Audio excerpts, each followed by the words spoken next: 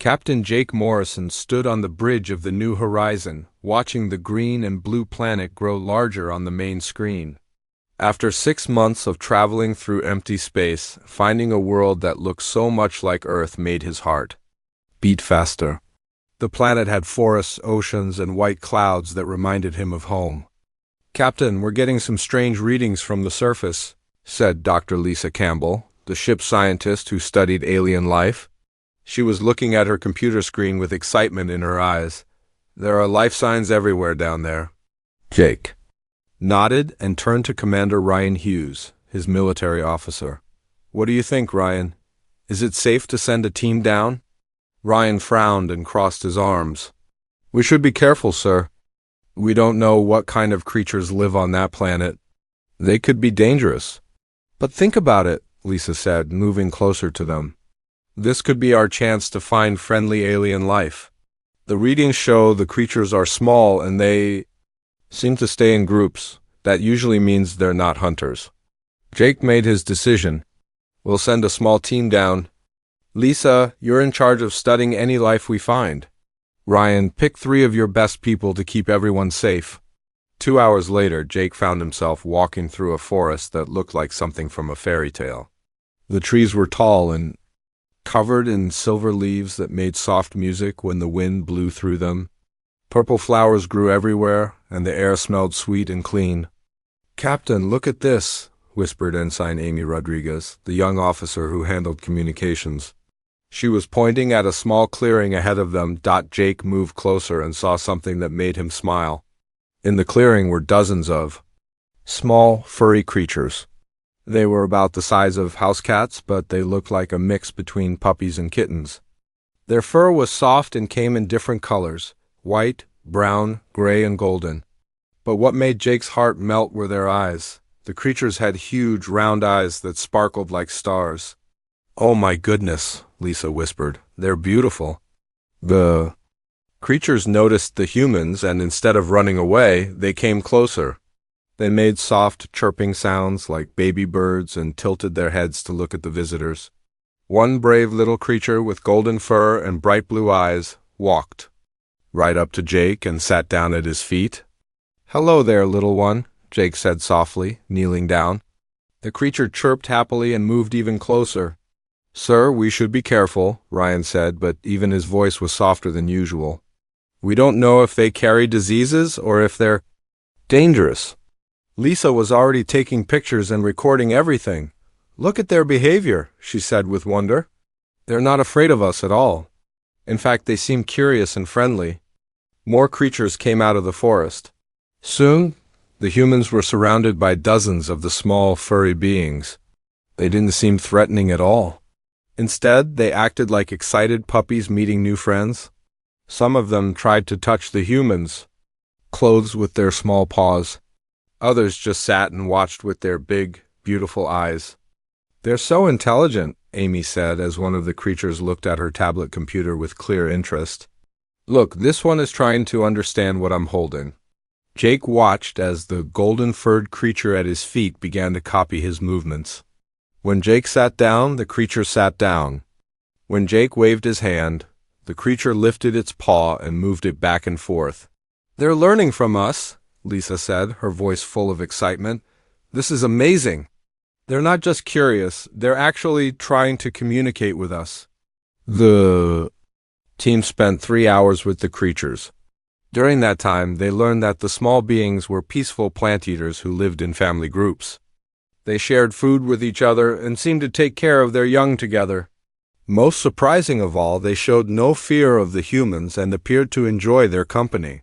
"We need to call them something," Amy said as they prepared to return. "To the ship? How about Flufflings?" "Because they're so fluffy and small," Jake laughed. "Flufflings it is." As they walked back to their landing shuttle, several of the Flufflings followed them. The golden one that had befriended Jake stayed close to his side, chirping softly as if it didn't want him to leave. "Captain," Lisa said quietly, "I think we should bring a few of them back to the ship. Just for study, of course. We could learn so much about their behavior and intelligence." Ryan shook his head. "That's against protocol, sir." We don't know what bringing alien creatures aboard could do to the ship or the crew. Jake looked down at the golden fluffling walking beside him. The creature looked up at him with those big, trusting eyes, and Jake felt something tug at his heart. He had always loved animals, and these creatures seemed so gentle and innocent. We'll take 5 of them, Jake decided. Just for a few days. Lisa can study them, and if there are any problems, we'll bring them right back. Ryan sighed but nodded. Yes, sir. But I want them in the science lab, not running around the ship. Lisa smiled widely. Don't worry, Ryan, I'll make sure they're comfortable and safe. As they loaded the shuttle, 5 flufflings came aboard willingly. They seemed excited about the new adventure, chirping and looking around with wonder. The golden one curled up next to Jake's seat, and Jake found himself gently petting its soft fur.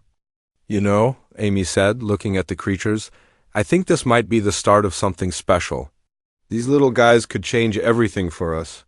Jake nodded, watching as the flufflings settled down for the ride back to the ship. He had no idea how right Amy was or how much these small, innocent-looking creatures would change their lives forever. As the shuttle lifted off from the planet's surface, Jake made a promise to himself. He would make sure these wonderful creatures were treated with kindness and respect. After all, they were just small, harmless animals who seemed to want nothing more than friendship. He had no way of knowing that the flufflings were far more than they appeared to be. 3 months had passed since the flufflings came aboard the New Horizon. What started as a simple study had turned into something much more wonderful. The 5 small creatures had become part of the ship's family, and everyone loved them. Doctor Lisa Campbell walked through the corridors, watching as the flufflings went about their daily activities. They no longer stayed in just the science lab. Captain Jake Morrison had given them permission to explore the ship, and they had made friends with almost every crew member. Good morning, buddy, said Lieutenant Ben Parker, the ship's engineer, as he knelt down to pet a brown fluffling with white spots. The creature chirped happily and followed Ben into the engine room. Lisa smiled as she watched them go.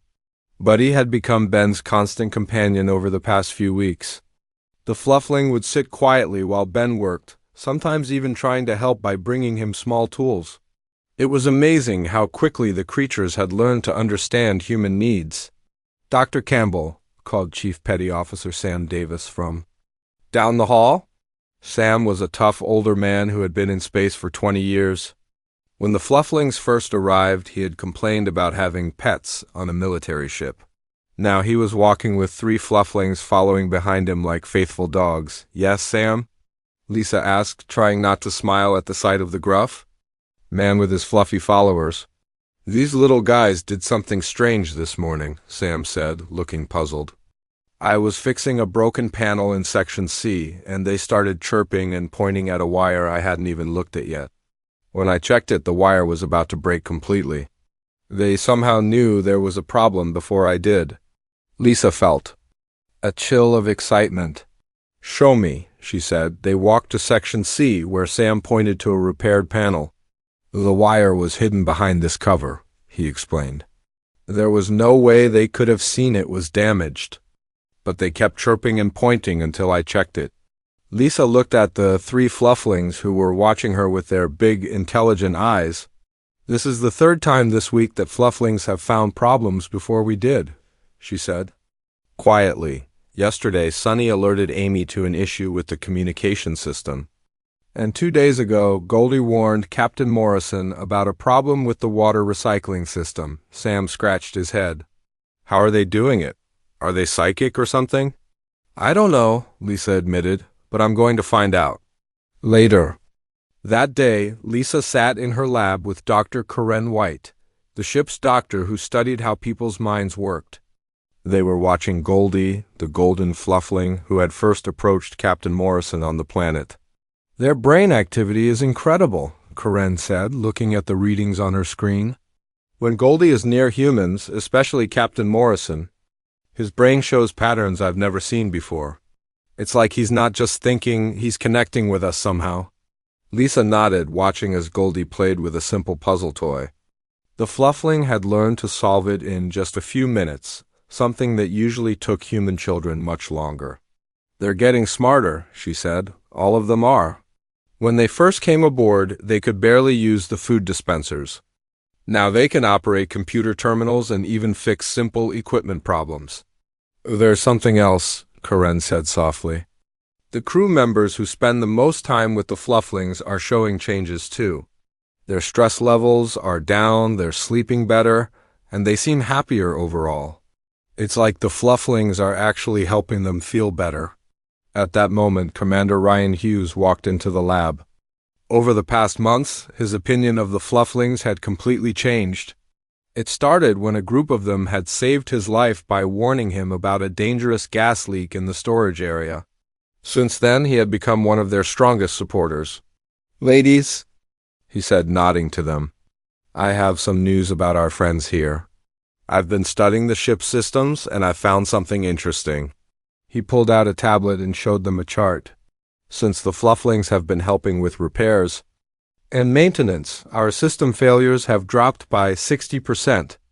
They're not just finding problems, they're actually making the ship run better. Lisa looked at the data with amazement. "How is that possible?" "I don't know," Ryan admitted. "But look at this." He showed them a video from that morning. In it, Buddy was in the engine room with Ben, but instead of just watching, the Fluffling was actually working on a circuit board. His small paws moved with perfect precision, connecting wires in a way that improved the system's efficiency. "He's not just copying what Ben does," Ryan explained. "He's making the repairs better than we could. All of them are doing it." "They're improving our technology," Karen leaned forward. "Ryan, what if they're not just learning from us? What if they're actually changing to become more helpful?" "What do you mean?" Lisa asked. "Think about it," Karen said. "They arrived as simple creatures who ate plants and played in the forest. But in just 3 months, they've learned to use our technology, solve complex problems, and even predict system failures. That's not normal learning, that's evolution." Lisa felt a chill run down her spine. "You think they're evolving?" "In real time? It would explain a lot," Karen said. "Their increasing intelligence, their ability to help with repairs, even the way they seem to bond with specific crew members. What if they're changing themselves to become the perfect companions for humans?" Ryan looked uncomfortable. "That's a scary thought. If they can change that fast, what else might they change into?" Before anyone could answer, Goldie chirped loudly and jumped onto Lisa's desk. The Fluffling looked directly at her and made a series of complex sounds that almost sounded like words. "Did he just try to talk?" Karen whispered. Lisa stared at Goldie, who was looking at her with those big, innocent eyes. "I think he did," she said softly. "I think he's trying to tell us something." Later that evening, Captain Morrison sat in his quarters with Goldie curled up next to him. The Fluffling had been acting strange all day, making unusual sounds and staying close to Jake's side. "What's wrong, little friend?" Jake asked, gently petting the soft fur. "You've been trying to tell me something all day, haven't you?" Goldie looked up at him and made a sound that was almost like Jake. It wasn't perfect, but it was clearly an attempt to say the captain's name. Jake's heart nearly stopped. "Did you just say my name?" Goldie chirped and tried again. "Yeah, ... Jake picked up his communicator. "Lisa, you need to get to my quarters right now." "And bring Karen and Ryan? Goldie is talking." 20 minutes later, the 4 humans sat in Jake's quarters, watching in amazement as Goldie attempted to speak. The other Flufflings had somehow known to come too, and they were all gathered around, watching and listening. "Jake," Goldie said clearly. "Friend, help with what?" Lisa asked gently. Goldie looked at her and made a sound that might have been ship. Then he pointed toward the ceiling with his paw. "Ship?" Jake repeated. "You want to help with the ship?" All 5 Flufflings chirped in agreement. "They're not just learning to talk," Karen said in wonder. "They're learning to communicate with us about complex ideas." Ryan looked worried. "This is happening too fast." 3 months ago, they were just animals. Now they're talking and fixing our technology. What are they going to be like in another 3 months? Lisa watched as the Flufflings huddled together, making soft sounds to each other. It looked like they were having their own conversation. "Maybe," she said quietly, We should be asking ourselves what they were before we found them. Because I don't think creatures this intelligent just evolved overnight. Jake looked down at Goldie, who was watching him with those big, trusting eyes. The fluffling had been his constant companion for months, and Jake had grown to love the little creature like a pet. But now, looking at the intelligence in those eyes, he wondered if Goldie had ever been just a pet at all. Whatever they are, Jake said finally, they're our friends. They've done nothing but help us since they came aboard. I think we should trust them. The flufflings chirped happily at his words, almost like they understood every word he had said. As the group broke up for the night, none of them noticed the way the flufflings' eyes seemed to glow slightly in the dim light, or how their bodies seemed just a little bit larger than they had been that morning. Admiral Susan Mitchell stepped off the transport ship and onto the New Horizon. She had come to do a routine inspection, but the reports she had been reading made this visit anything but routine. According to the files, Captain Morrison's crew had brought alien creatures aboard their ship and were letting them roam freely. Admiral Mitchell, Captain Jake Morrison said, saluting as she entered the docking bay. Welcome aboard the New Horizon. Susan returned the salute and looked around. The ship looked normal, but she could hear strange chirping sounds coming from somewhere nearby. Captain Morrison, I'm here to evaluate your situation with these alien creatures. I've read the reports, but I need to see for myself what's happening, Jake nodded. Of course, Admiral. I think you'll be pleased with what we've accomplished. The flufflings have been a tremendous help to the crew.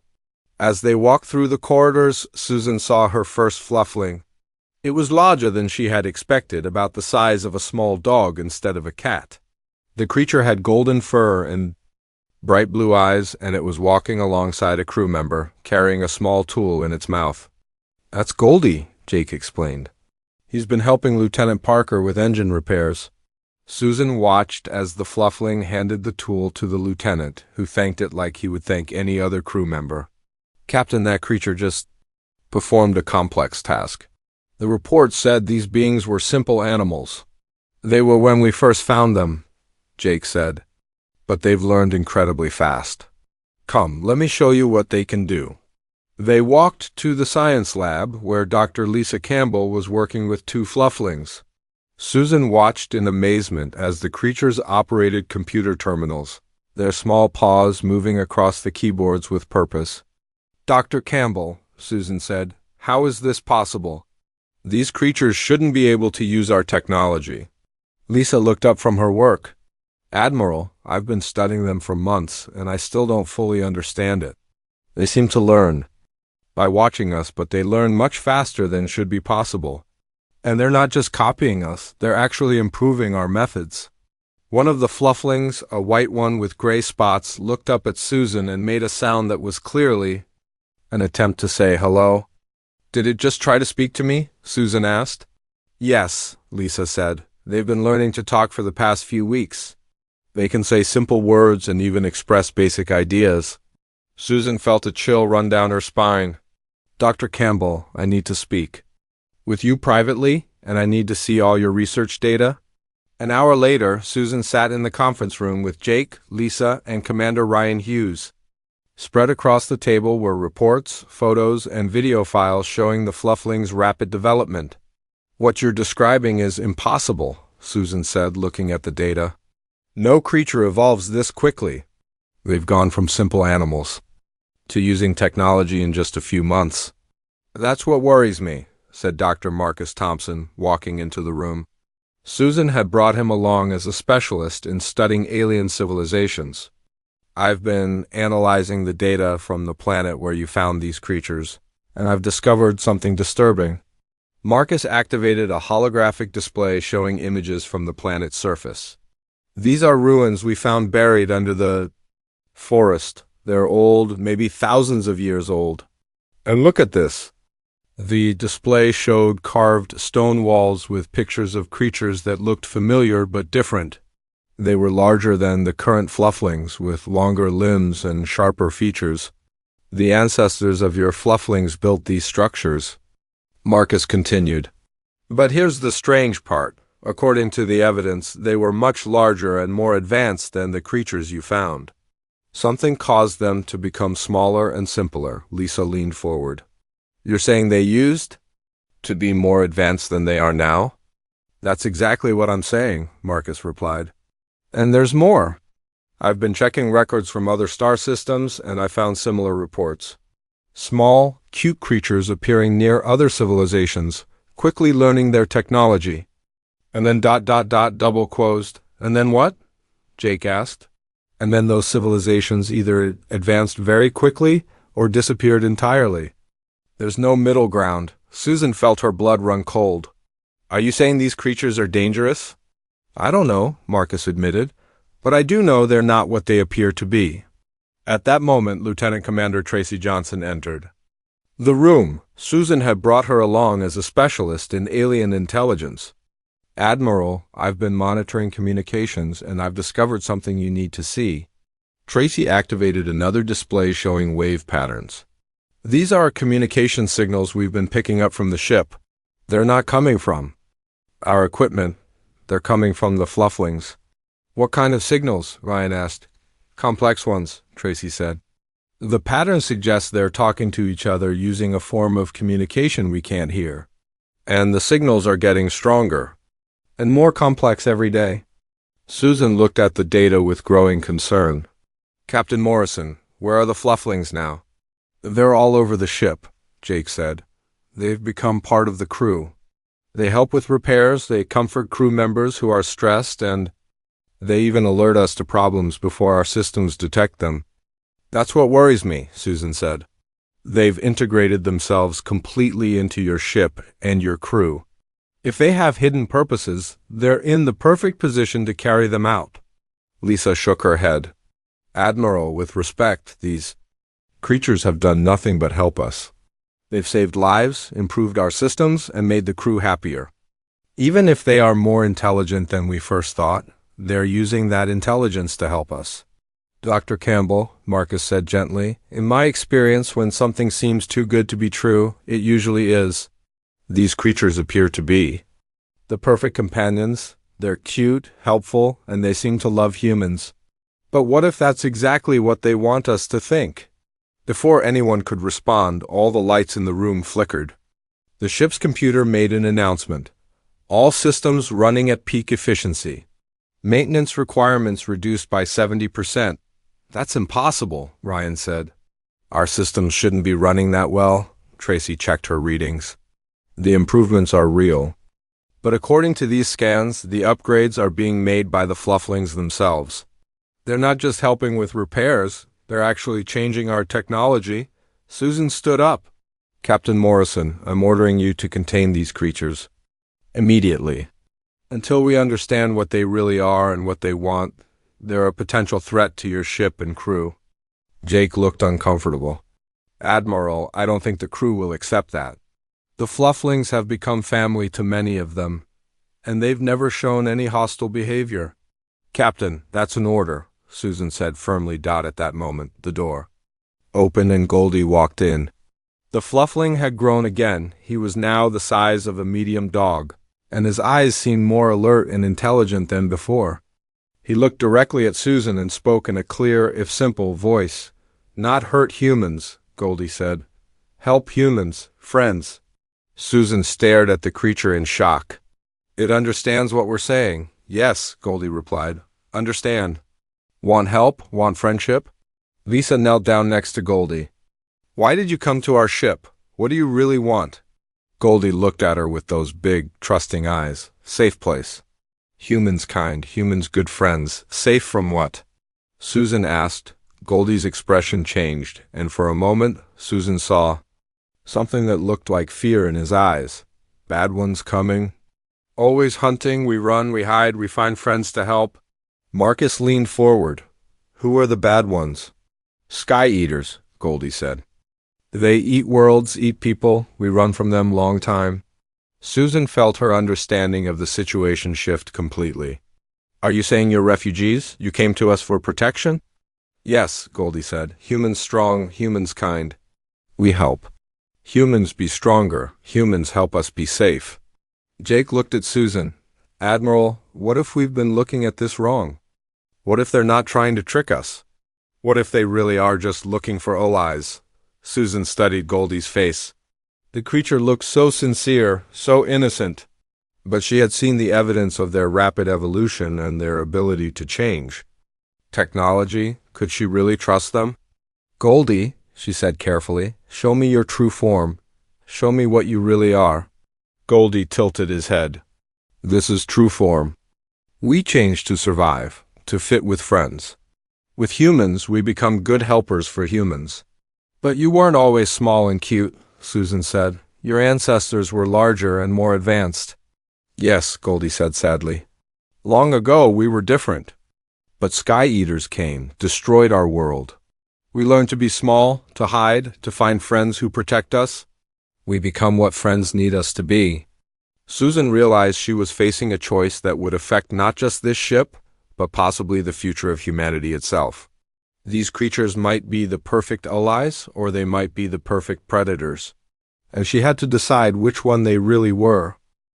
Dr. Peter Collins arrived on the New Horizon 2 days after Admiral Mitchell's meeting with Goldie. As a specialist in alien genetics, he had been brought in to study the Flufflings' rapid changes.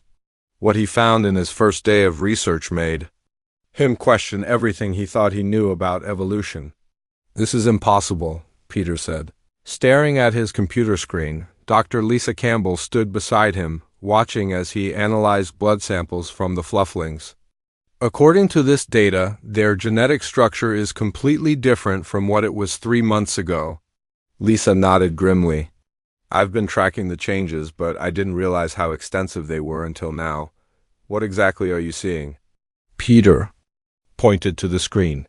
Their DNA is rewriting itself. Not slowly, over generations, but rapidly within weeks.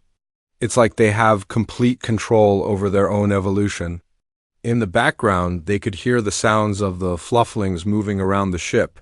Over the past week, they had grown. Even larger. Goldie was now the size of a large dog, and the others weren't far behind. More concerning was that their behavior had become more coordinated, as if they were working together towards some common goal. Dr. Collins, Commander Ryan. Hugh said, entering the lab, we have a problem.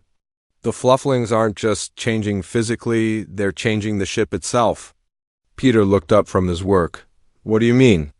Ryan activated a tablet showing ship schematics. Look at this. Our computer systems are running programs that we never installed. Our engines are operating at efficiency levels that should be impossible. And our defensive systems have been upgraded with technology we don't understand. Lisa felt a chill run down her spine. Are you saying they're taking over the ship? I don't know, Ryan admitted. But they're definitely changing it, and the changes are happening faster every day. At that moment, Captain Jake Morrison's voice came over the ship's communication system. All senior staff to the bridge immediately. We have a situation. When they arrived on the bridge, they found Jake staring at the main screen with a look of worry on his face. Admiral Susan Mitchell stood beside him, along with Dr. Marcus Thompson and Lieutenant Commander Tracy Johnson. What's the situation? Ryan asked. Jake pointed to the screen. Long-range sensors are picking up something heading toward us. It's big and it's moving fast. Tracy looked at her readings. The object is massive, Captain. Roughly the size of a small moon. And it's definitely artificial. No natural object moves in such a straight line. How long until it reaches us? Susan asked. At current speed, about 6 hours, Tracy replied. Marcus studied the data. This could be connected to what the Flufflings told us about the Sky Eaters. If they're really being hunted, their enemies might have found them. As if summoned by his words, all 5 Flufflings entered the bridge. They were now the size of large dogs, and their appearance had changed dramatically. Their fur was thicker and darker, their eyes were more alert, and they moved with a confidence that was almost unsettling. Goldie walked directly to Jake and spoke in a voice that was now clearly understandable. Sky Eaters found us? They come. For us now? Susan looked at the transformed creature. Are you saying that ship is coming because of you? Yes, Goldie said sadly. We hope to hide longer, to learn more from human friends. But they always find us. What do they want? Jake asked. To destroy us, said Buddy, the fluffling who had been working with Lieutenant Ben Parker. His voice was deeper now, more serious. They destroy all who help us too. Peter stepped forward. Goldie, I need to understand what you really are. Your genetic structure shows you're not just evolving, you're shape-shifting at will. What species are you? Goldie looked at the other flufflings, and they seemed to have a silent conversation. Finally, he turned back to the humans. We are Adaptari. We are old race, much older than humans. We changed to survive, to fit with other species. Why? Lisa asked. Long ago, we were great civilization, Goldie explained. We had big cities, powerful ships, advanced technology. But we became too proud, too confident. When Sky Eaters came, we could not change fast enough to survive. Most of us died. The Sky Eaters, Marcus said. What are they exactly? Devourers, said Sonny, the white fluffling who had been working with Amy Rodriguez. They eat energy, eat life, eat entire worlds. They destroy everything they touch. Susan felt her heart sink. And now they're coming here because of you? Yes, Goldie said. We are sorry. We hope to hide, to find friends who could help us fight them, but we are not strong enough alone. Ryan looked at the tactical display. How do we fight something the size of a moon? You don't, said a new voice. Captain Helen Anderson entered the bridge, followed by Commander Alex Turner. They had arrived on an escort vessel just an hour before the alien ship was detected. Captain Anderson, Susan said, what's your assessment? Helen looked at the data on the main screen. Admiral, that ship outmasses us by a factor of 10,000. If it's hostile, we don't stand a chance in a direct fight. Alex, who specialized in studying alien behavior, looked at the flufflings with interest. However, we might have an advantage we don't know about. These creatures have been preparing. For this moment? What do you mean? Jake asked. Alex pointed to the ship's status displays. Look at your systems, Captain. Your shields are now 3 times stronger than they were yesterday. Your weapons have been upgraded with technology that doesn't appear in any human database. And your engines are running at impossible efficiency levels? The Adaptari have been preparing your ship for war, Helen realized. They've been turning it into something that can fight the Devourers. Goldie nodded. We cannot fight alone. But with human courage and Adaptari technology, maybe we can win. You've been planning this from the beginning, Susan said. Everything you've done, becoming our pets, learning our technology, improving our systems, it was all preparation for this moment? Yes, Goldie admitted, but also no. We did not plan to care for humans. We did not plan to become friends. That was a surprise for us. Lisa looked at the creature who had spent months learning alongside her. You really do care about us, don't you? Yes, Goldie said simply. Humans are good people. Humans deserve to live, to grow, to explore stars. We will fight to protect human friends. At that moment, the ship's computer announced an incoming transmission. Tracy activated the main screen, and everyone gasped at what they saw. The image showed a massive, dark ship that looked like it was made of living shadow. Strange lights flickered across its surface, and the very sight of it made the humans feel cold and afraid. Adaptari, a voice said. The sound was like metal scraping against stone. You cannot hide from us. Return to us now, and we will destroy your human friends quickly. Goldie stepped forward and spoke toward the screen. We will. Not return? We have found new friends, new purpose. We will fight you. The voice laughed, a sound like breaking glass. You are weak now, little shapeshifters. You have made yourselves small and soft to please your human pets. You cannot stop us. Maybe not, Goldie said, but we will try. The screen went dark and alarms began sounding throughout the ship. They're powering weapons, Tracy reported. All weapon systems are targeting us. Jake looked at his crew, then at the Adaptari who had become their friends. All hands to battle stations. If we're going to fight, we fight together. Goldie and the other Adaptari looked at each other, and something passed between them. Their Bodies began to change again, growing larger and more powerful. Their soft fur became harder, like armor, and their eyes began to glow with an inner light. "Now you see us as we truly are," Goldie said, his voice now deep and strong. "We are not just cute pets. We are warriors, survivors, and protectors. And we will defend our human friends with our lives." As the Devourer ship approached, the New Horizon transformed. The Adaptari moved through the ship with purpose, their new forms allowing them to interface directly with the ship's systems.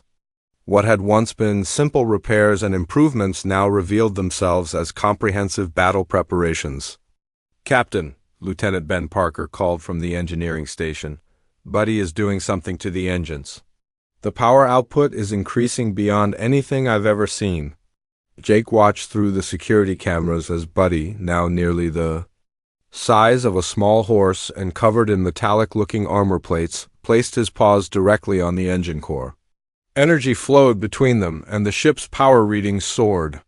"It's incredible," Peter whispered, watching the genetic readings on his scanner. "They're not just changing themselves, they're interfacing with our technology at a molecular level. They're turning the entire ship into a hybrid of human and Adaptari technology." Susan felt a mix of awe and fear.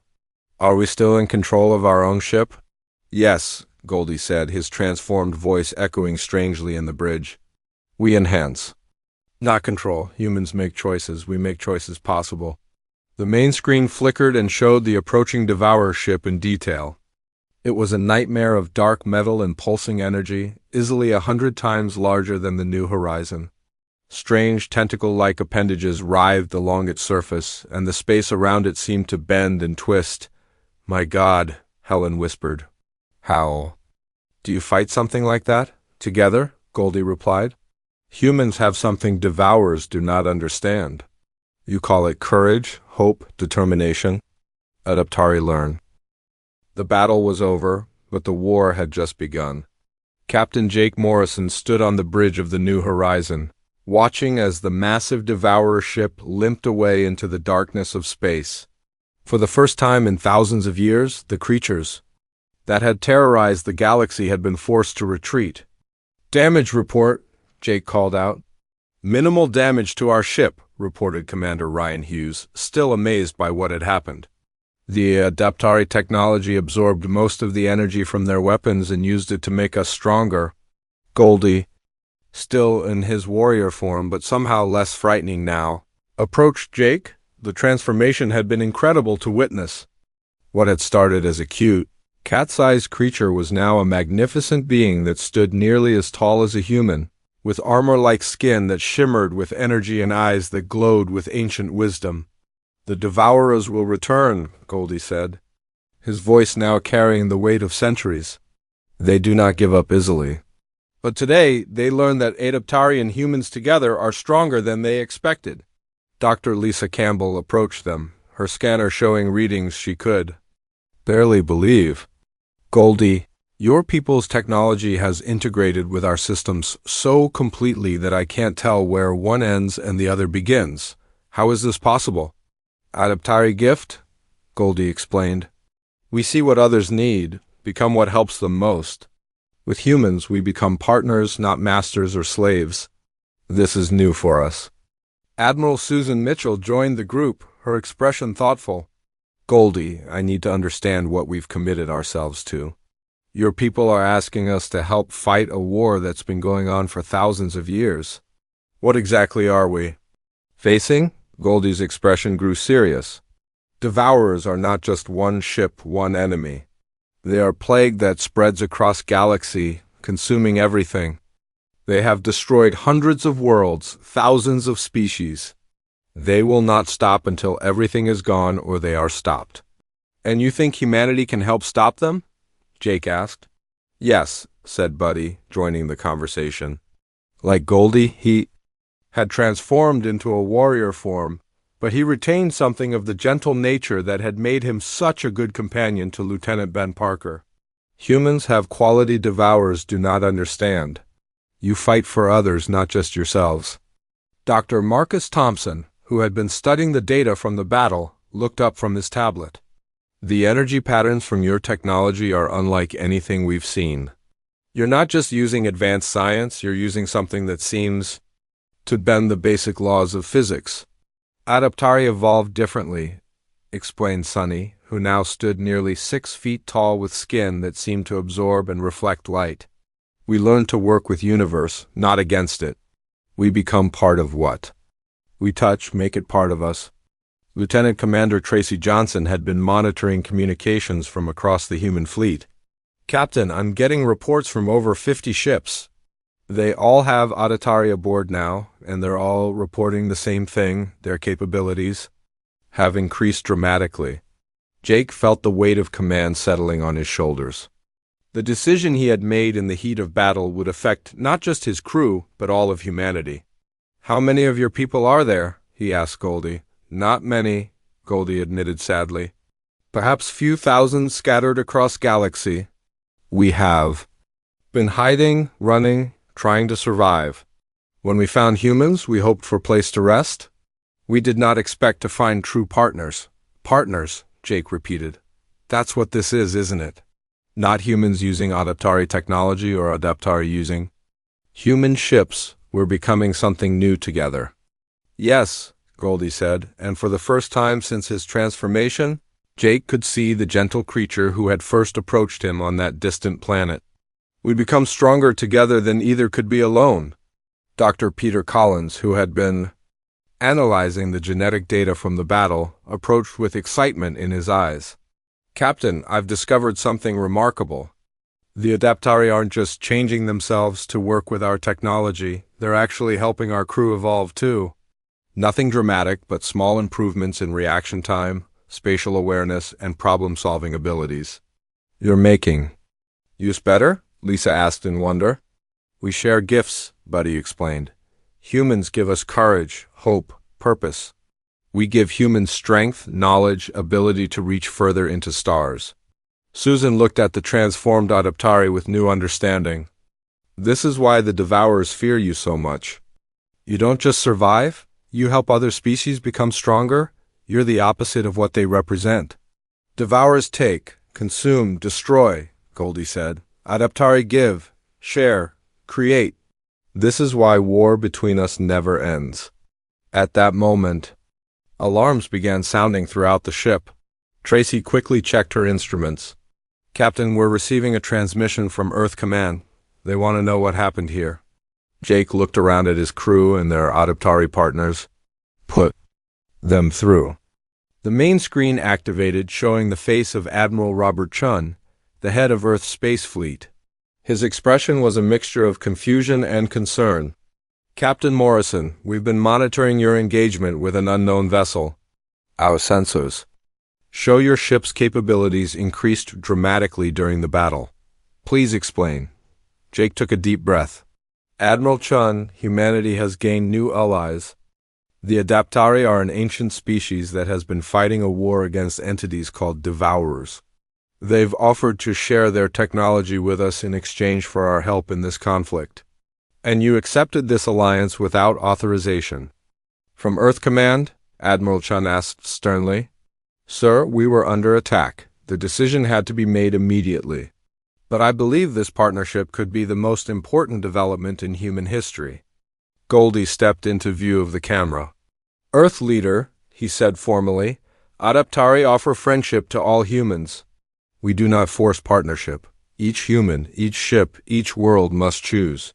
Admiral Chun stared at the transformed Adaptari in shock. What exactly are you offering?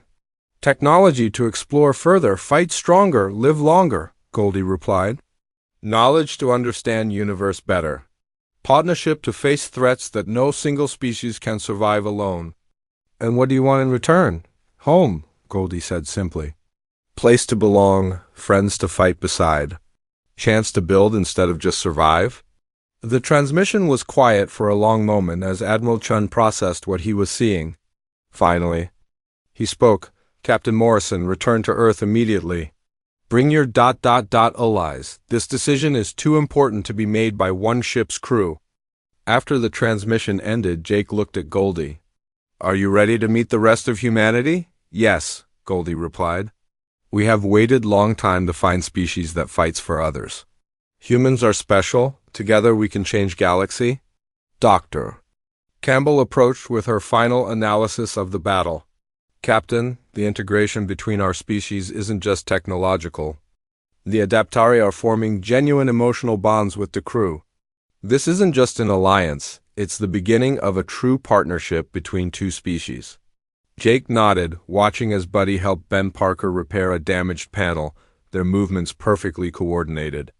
Across the ship, similar scenes were playing out as humans and Adaptari worked together with an efficiency that surpassed anything either species could achieve alone. Set course for Earth, Jake ordered. It's time for the rest of humanity, too. Meet our new partners. As the New Horizon turned toward home, Jake reflected on how much had changed since that first day when they encountered small, cute creatures in a forest clearing. Those innocent-looking beings had revealed themselves to be ancient warriors, but more importantly, they had become friends, partners, and the key to humanity's future among the stars. The galaxy was vast and full of dangers, but for the first time in their history, humans would not face those dangers alone. They had found allies who valued courage over conquest, cooperation over domination, and friendship over fear. In her final log entry, Dr. Campbell wrote, "Today, humanity learned that the universe is full of wonders beyond our imagination. We also learned that sometimes the most important discoveries come not from what we find, but from what finds us. The Adaptari came to us as refugees seeking shelter, but they gave us something far more valuable. They showed us what we could become when we choose to fight not just for ourselves, but for others." The journey back to Earth would take weeks, but Jake knew that when they arrived, nothing would ever be the same. Humanity had taken its first step toward becoming a truly galactic species, and they had done it not through conquest or force, but through the simple act of offering friendship to creatures in need. The cute little flufflings were gone, replaced by magnificent warrior partners. But in their glowing eyes, Jake could still see the gentle spirits that had first captured the hearts of his crew. They had become something terrifying to their enemies, but to their human friends, they remained what they had always been, loyal companions willing to fight for those they loved.